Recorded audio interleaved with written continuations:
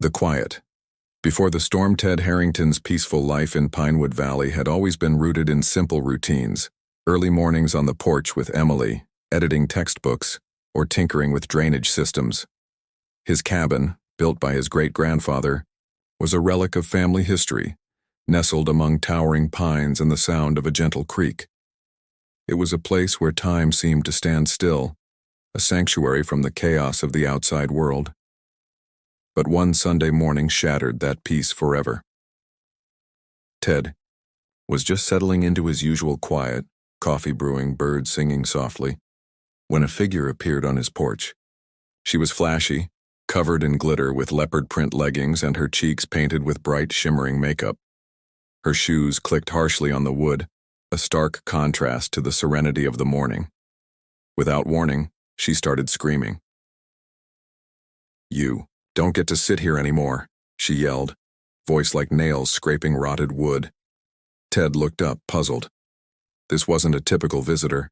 No knock, no hello, just chaos. She was furious, eyes blazing with a wild, reckless energy. Ted's first instinct was confusion. He was still on his own land after all.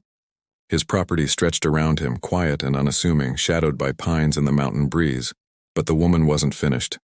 "You're ruining the neighborhood. Your old cabin, your trees, everything. I want it gone," she shouted, her voice rising and falling like a storm.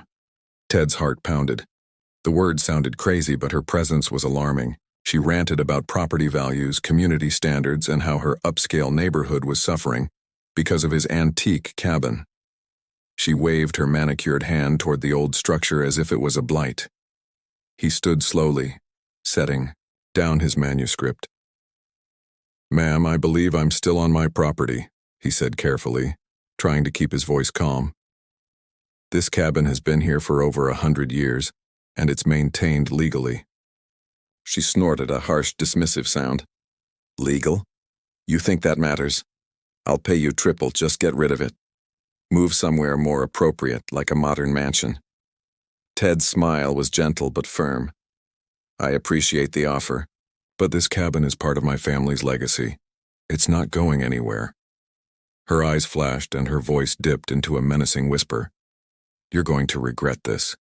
Keep watching." Then she turned on her stiletto heels that clicked like a metronome, and stormed off, leaving a trail of dust and a pounding headache behind her.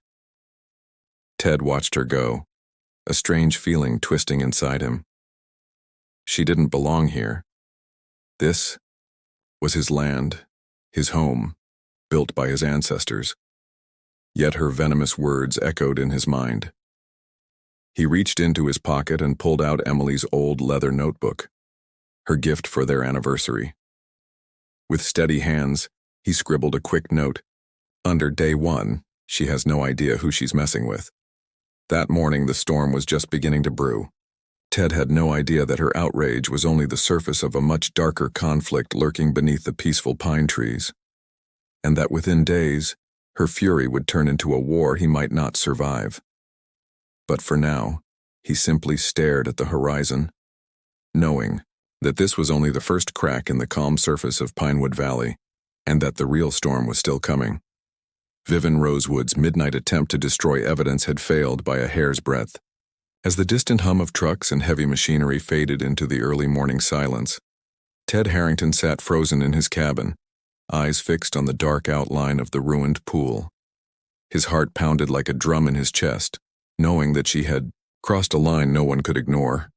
Suddenly, the distant sound of sirens pierced the quiet. Ted's breath caught.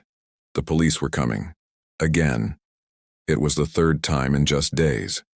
Every move she made seemed designed to push him further into the shadows, to make him give up. But this time, her desperation betrayed her. He reached for his phone, trembling slightly, and dialed the emergency line. His fingers moved with purpose. This wasn't just about property anymore. It was about life and death. As he waited for the dispatcher, he looked out the window and saw her, Vivian, sneaking through the shadows.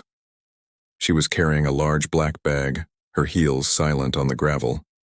Ted's stomach clenched. She was trying to hide something dangerous. His mind raced. What was she up to now? Had she finally decided to go all the way? The dispatcher's voice crackled on the line, pulling him back. "Stay on the line, sir. Police are en route. Can you tell me what's happening?" "I saw her. Vivian, she's there, at the pool. She's digging. I think she's trying to cover up something," Ted managed to say, voice tight with fear. Seconds later, flashing blue and red lights bathed his cabin in a strobing glow. The police arrived fast, officers spilling out of cars, weapons drawn, flashlights piercing the darkness. Ted stepped out, hands raised, heart pounding wildly. "Freeze!" one officer commanded, aiming a flashlight at Vivian, who froze mid-step, clutching her bag tight. Her eyes widened in panic, beads of sweat gleaming on her forehead. "Stay back," she yelled, voice trembling. But her face betrayed her. She was caught and she knew it. In that moment, the weight of her lies sank in. The toxic chemicals buried beneath his land, the illegal waste, the fake deeds, all exposed. Vivian's empire was crumbling. Her carefully crafted lies, her threats, her arrogance, everything was unraveling faster than she could hide her secrets. Ted watched her, realization dawning. This wasn't just about a cabin or property. It was about the truth, about justice. And she had pushed him too far. Now, the world was finally seeing who she really was. As the officers moved in to arrest her, Ted felt a strange mixture of relief and dread. The fight wasn't over, not yet. But the tide had turned, and for the first time in months he believed he might actually win. The chaos erupted in a flash. Federal agents in hazmat suits, police cars blocking every entrance, and Vivian Rosewood being dragged away in handcuffs. Ted stood on his porch, trembling, watching the scene unfold with a strange mix of relief and disbelief.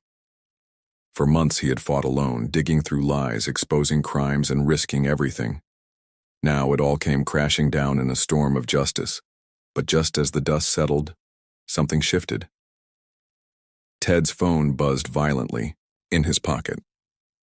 With trembling hands, he pulled it out and saw the screen flicker, an encrypted message from an unknown number.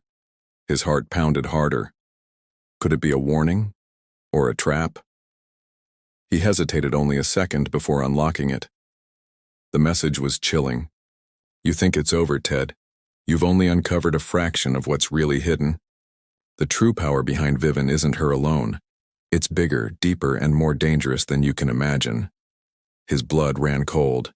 Before he could process what it meant, the ground beneath his feet trembled slightly.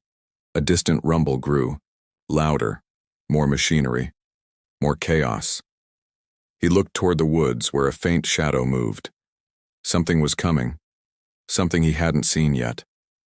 Suddenly, from the thick trees emerged a figure cloaked in dark, with piercing eyes that seemed to glow in the dawn light. It stepped forward, voice low and commanding. "Ted, this isn't just about land or money. It's about a secret buried so deep that it can destroy everything you hold dear, unless you're willing to risk it all for the truth." Ted's mind raced. Was this a threat? A warning? Or the final piece of a puzzle he was only beginning to understand? Time slowed as the figure revealed a small, weathered box, rusted, old, but unmistakably significant. "Open it," the stranger whispered, "and you'll see the real story. The one they've tried to hide for centuries." With shaking hands, Ted stepped forward and lifted the lid.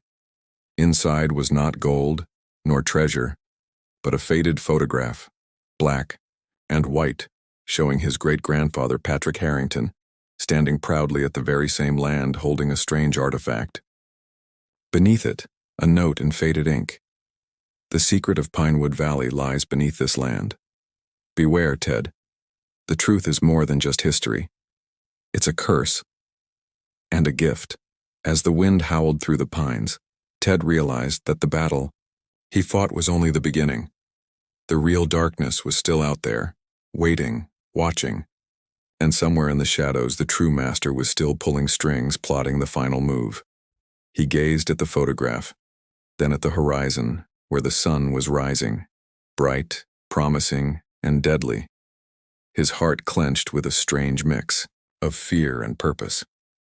Because in that moment Ted knew one thing for certain: The fight for Pinewood Valley was far from over, and the next chapter would decide everything, whether the land's dark secret would finally be revealed or buried forever, taking him with it. And as the first light broke over the mountains, a single, whispered promise echoed in his mind. The truth will come out, no matter what.